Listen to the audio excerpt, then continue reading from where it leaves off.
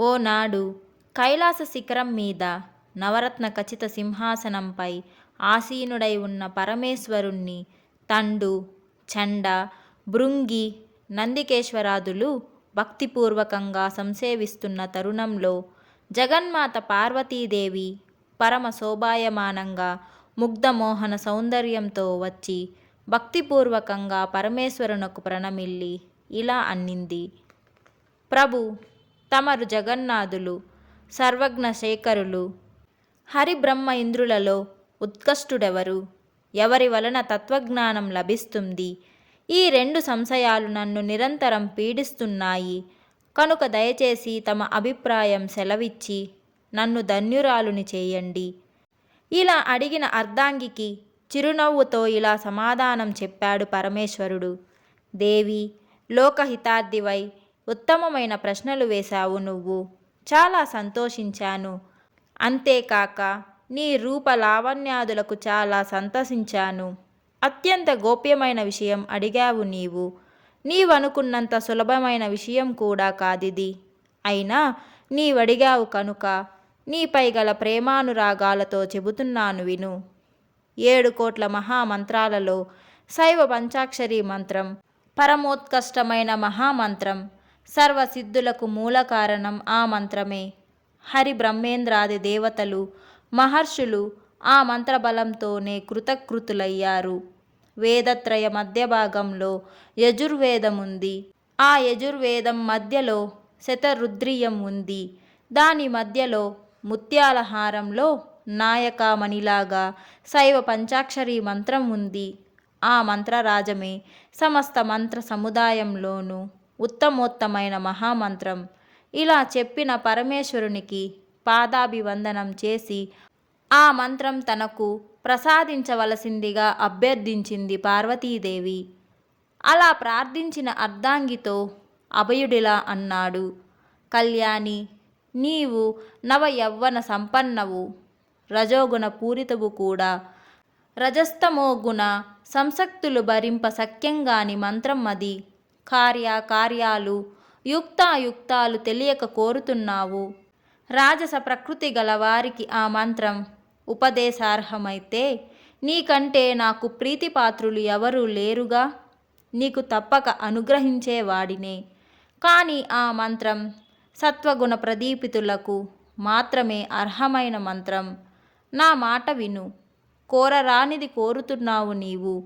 ఈ స్థితిలో నేను అనుగ్రహించి ప్రసాదించినా అది నీకు ఫలప్రదం కాజాలదు. నా మాట విను.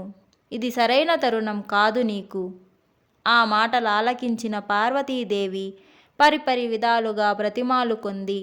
మంకుతనంతో ప్రవర్తించిందామె. అర్ధాంగి యొక్క అవస్థను అర్థం చేసుకున్నాడు మహేశ్వరుడు.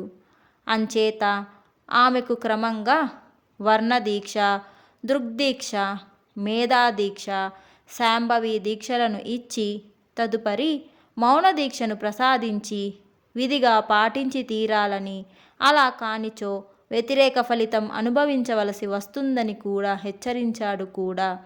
ముందు జాగ్రత్త కోసం అలా హెచ్చరించాడు శివుడు. కానీ పార్వతీదేవి స్వాతిశయంతో అజ్ఞానవశంతో మౌనదీక్షను విస్మరించి తన చెలికత్తె మాలినితో ప్రసంగిస్తూ స్త్రీ సహజ చాంచల్య స్వభావంతో పంచాక్షరీ మంత్రోపదేశం కూడా పొందబోతున్నానని తన ఆధిక్యతను గూర్చి మాట్లాడసాగింది. తత్పూర్యం పొందిన దీక్షలను కూడా వివరణాత్మకంగా ఆమెతో చెప్పింది. సర్వజ్ఞుడైన మహేశ్వరుడు జ్ఞానదృష్టితో గమనించి తనలో ఇలా అనుకొన్నాడు. లోకంలో సహజంగా నారీమణులకు రూపలావణ్య తారుణ్య సుగుణ భావజ్ఞతలు అత్యంత ముఖ్యం. అధికార రూప యవ్వన మూర్ఖతలు ప్రతి ఒక్కటి అనర్థహేతువే. పార్వతిలో ఈ 4 మూర్తీభవించి ఉన్నాయి. మౌనదీక్షను విడనాడింది, ఫలితం అనుభవిస్తుంది. ఇలా భావించి పార్వతీదేవి చెంతకు వెళ్ళి ఆగ్రహంతో ఆమెతో సూటిగా ఇలా అన్నాడు. పార్వతి, అవివేకంతో రజోగణ దూషితవై భర్తనైన నా ఆజ్ఞను కూడా ధిక్కరించి నాచే ఒసగబడిన మౌనదీక్షను విడనాడి ఆత్మశ్లాఘ పూర్వకంగా రహస్య వృత్తాంతం నీ చెలికత్తె మాలినికి చెప్పి వ్రతభంగమొనరించి నన్నవమానించావు నువ్వు. గురుధిక్కారం కూడా చేశావు కనుక ఈ దివ్య శరీరం విడిచి జరామరణ దూషితమైన మానవ శరీరం వహించి మానవలోకంలో వర్తింపువుగాక అని శపించి నా సన్నిధిలో ఉండదగిన దానివి కావు నువ్వు, వెళ్ళు అని పరమ కఠోరంగా అంటూ మౌనముద్రలో మునిగిపోయాడతడు. పరమేశ్వరుని శాపంతో నిలువునా కూలిపోయింది పార్వతీదేవి. పతి పాదాల మీద పడి క్షమాభిక్ష అర్థించింది. వలవలమని ఏడ్చింది జగన్మాత పార్వతీదేవి. అర్ధాంగి అవస్థను చూచి పరితాపపడ్డాడు పరమేశ్వరుడు. కనికరించి ఆమెతో ఇలా అన్నాడు, శైలజ, శాపాంతం అనుగ్రహిస్తున్నాను విను. ఎవరికి కూడా ప్రారబ్ధం దాటడం అసాధ్యం. ఈ దివ్యదేహం విడిచి మానవదేహం ధరించి మానవలోకంలో తపమాచరించు. తపం వల్ల పాపం క్షయమవుతుంది. పాపక్షయంతో సాత్విక ప్రవృత్తి అలవడుతుంది. దానివల్ల ఆత్మ సౌందర్యం లభ్యమవుతుంది. ఆత్మ సౌందర్యంతో దేహ సౌందర్యం ఇనుమడుస్తుంది. అప్పుడు శైవ పంచాక్షరి మంత్రం ఉపదేశిస్తాను. ఆ మంత్రానుష్ఠానంతో విజ్ఞానాభివృద్ధి కలిగి జ్ఞానపుష్పం వికసిస్తుంది. అప్పుడు జ్ఞాన ప్రసూనవవుతావు నువ్వు. జ్ఞానాంబికగా విజ్ఞాంబికగా లోక ప్రసిద్ధి పొందుతావు నువ్వు. అందుకు నీవు అనువైన ప్రాంతం మన కైలాసంలోని దక్షిణ దిశలోని శివానందైక నిలయమే. లోగడ బ్రహ్మదేవుని చేత కొనిపోబడి ప్రస్తుతం భూలోకంలో స్థాపితమై దక్షిణ కైలాస క్షేత్రంగా బాసిల్లుతున్న ప్రాంతమే. నీ దివ్యదేహం అఖండ బిల్వ వృక్షంగా మారి ఆ క్షేత్రంలో ఉద్భవిస్తుంది. నీవు మానవ శరీరం ధరించి నీ దివ్య శరీరాంగాల ప్రతిరూపమైన అఖండ బిల్వ దళాలతో వాయులింగాకృతితో ఉన్న నన్ను అర్చించి పూజించావంటే నీ మనోరథం సిద్ధిస్తుంది. భక్తాగ్రేసుడైన అగస్త్య మహర్షి యొక్క తపోబలంతో కొనిరాబడిన స్వర్ణముఖిలో స్నానమాడి అఖండ బిల్వ దళాలలో అనుదినం నన్ను అర్చించి పూజించు. కర్పూర చూర్ణంలా నిర్మలమైన వర్ణంతో రుద్రాక్షాకారంతో ఉన్న వాయులింగంలో ఉండు నన్ను నిరంతరం ఆరాధిస్తూ ఉండు. శుభం సమకూరుతుంది. ఇలా పరమేశ్వరుని చేత ఆజ్ఞాపింపబడడం వల్ల తన దివ్యదేహం కైలాసంలోనే విడిచి మానవదేహం ధరించి చెలికత్తలైన మాలిని ప్రభృతులతో దక్షిణ కైలాస క్షేత్రం బయలుదేరింది పార్వతీదేవి. మానవదేహధారిణి అయిన పార్వతీదేవి మార్గమధ్యంలో మానవ స్వభావ సిద్ధమైన అజ్ఞానం వల్ల లోగడ పరమేశ్వరుడు చెప్పి పంపి పలికిన పలుకులు మరిచిపోయి కేదార క్షేత్రం చూచి దానినే దక్షిణ కైలాసంగా భ్రమించి అందులో ప్రవేశించింది. ఆమె కైలాసంలో వదిలిన దివ్యదేహం అఖండ బిల్వవృక్షంగా మారి దక్షిణ కైలాసంలో ఆవిర్భవించింది. పార్వతీదేవి దక్షిణ కైలాసంగా భ్రమించి కేదారంలో ఉండడం పరమేశ్వరుడు దివ్యదృష్టితో చూచి సహాయార్థం నారద మహర్షిని ఆమె చెంతకు పంపాడు. నారద మహర్షి పార్వతీదేవిని సమీపించి ఆమెకు కలిగిన భ్రాంతికి కారణం గణపతిని పూజింపకపోవడమే అని చెప్పి గణపతిని పూజింపవలసిందిగా చెప్పాడు. అంచేత ఆమె గణపతిని ధ్యానించి మానసికంగానే పూజించింది. గణేశుడు ప్రత్యక్షమై బాసటగా నిలిచి బాల బ్రహ్మచారి వేషం ధరించి మాలిని ఆదిగా గల సఖీజనంతో పాటు ప్రయాణమై మార్గమధ్యంలో పార్వతీదేవి చేత పుణ్యతీర్థ స్నానం చేయిస్తూ దైవ దర్శనం చేయిస్తూ క్రమంగా కేదారం నుండి దక్షిణ కైలాసం చేర్చాడు. తనకిలా సాయపడుతూ తనతో పాటు దక్షిణ కైలాస క్షేత్రం వచ్చిన గణపతిని చూచి అతనితో ఇలా అనింది, నాయనా గణేశ, మాతృమూర్తిగా ఆశీర్వదిస్తున్నాను నిన్ను. కష్టకాలంలో ఆదుకొన్నావు.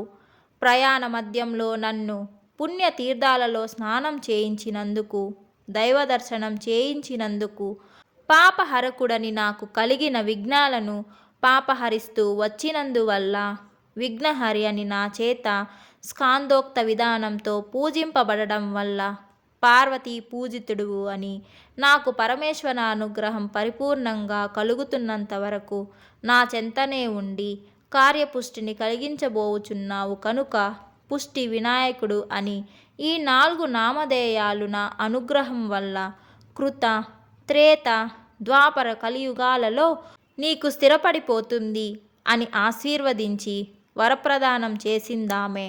ఇలా వరప్రదానం చేసి తపశ్చర్యకు ఉపక్రమించిందామె. తపోరక్షణార్థం దుర్గను స్మరించింది.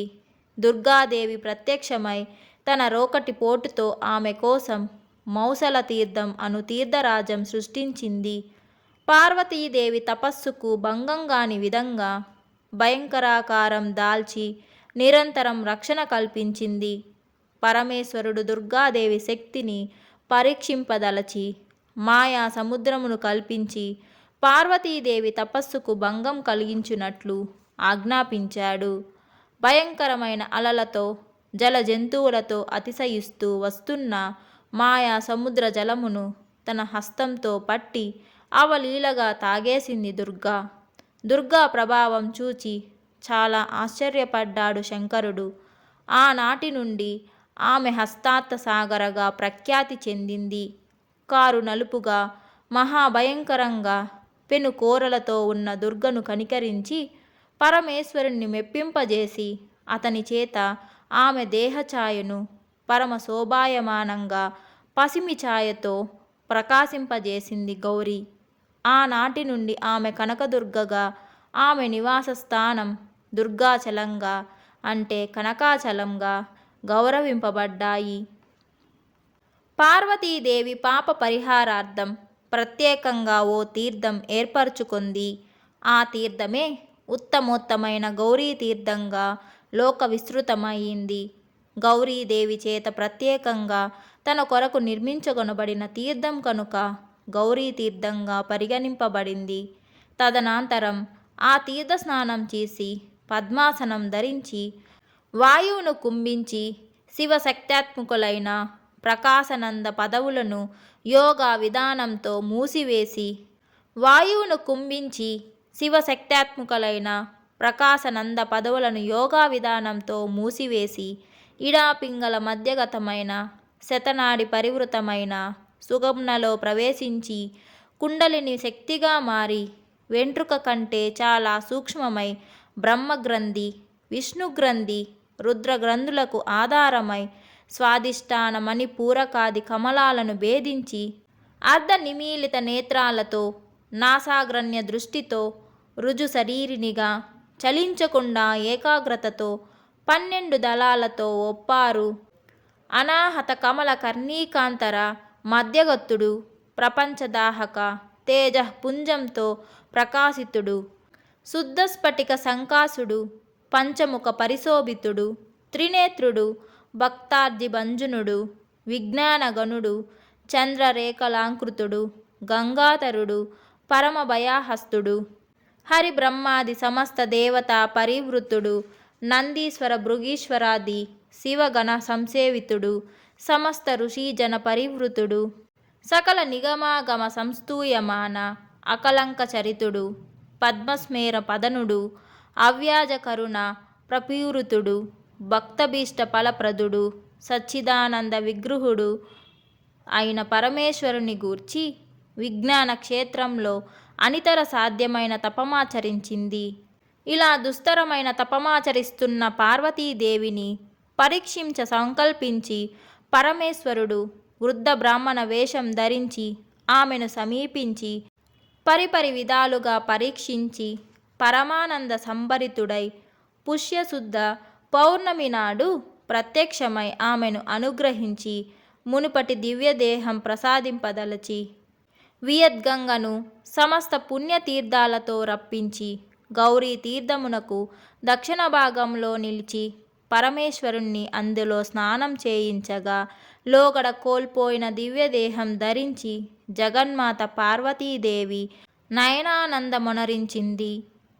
ఇలా పరమేశ్వరానుగ్రహంతో శాప విముక్తి పొంది దివ్యదేహం ధరించిన ఉమాదేవికి పశుపతి గురు శిష్య లక్షణం వివరించి శైవ పంచాక్షరి మంత్రం ఉపదేశింప నిశ్చయించుకొన్నాడు.